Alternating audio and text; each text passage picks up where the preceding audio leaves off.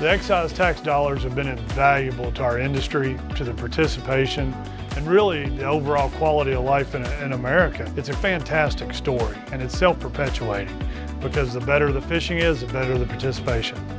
There's nothing more important to the entire industry than having healthy fish populations, and the sport fish restoration monies help ensure that we have access to those fisheries and great habitat with healthy fisheries for people to go and enjoy.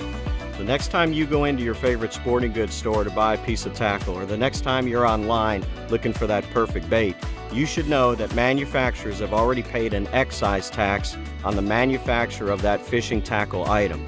Those excise taxes are deposited annually into the Sport Fish Restoration and Boating Trust Fund, and those funds are provided back to state fish and game agencies, and those are the dollars that fish and game agencies use to conserve, manage, and monitor our sport fisheries. We've literally put tens of millions of dollars toward federal excise tax to support hatcheries, to support access, and that makes us proud. We're paying our way, and we're helping provide all that for our customers. My dad started taking me fishing when I was 7 years old. We bass fished with big plastic worms, and we just caught a lot of fish back then. It's even gotten better now. With these programs and these funds and the taxes that go into the programs around here, everybody is able to go out and fish and enjoy the outdoors. The coolest part of it is the cooperation between these brands and manufacturers and these agencies. We're all working hand in hand to provide the best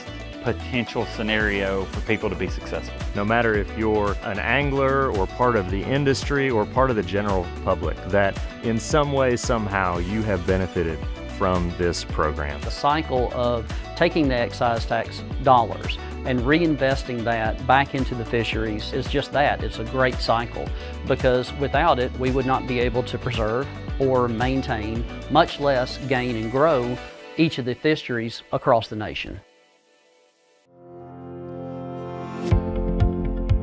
Pitman Creek Wholesale has been in business since 1978. We've been the premier distributor of all fishing tackle to retail.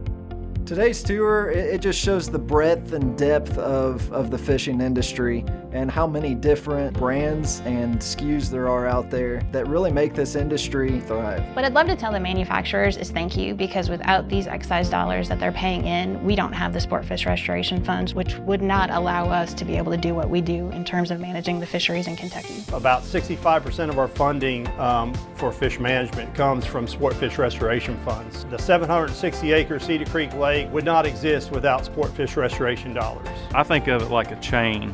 And so without the partnerships, without the people, places, and things, we can't have boat ramps, we can't have access points, we can't have the resources. And so the U.S. Fish and Wildlife Service, the Kentucky Department of Fish and Wildlife, and the user groups make all this happen, and it's a beautiful chain. It's important for all of us to work collaboratively, because to meet today's challenges in managing fisheries, it takes strong partnerships in order to achieve the conservation that's needed today and for future generations.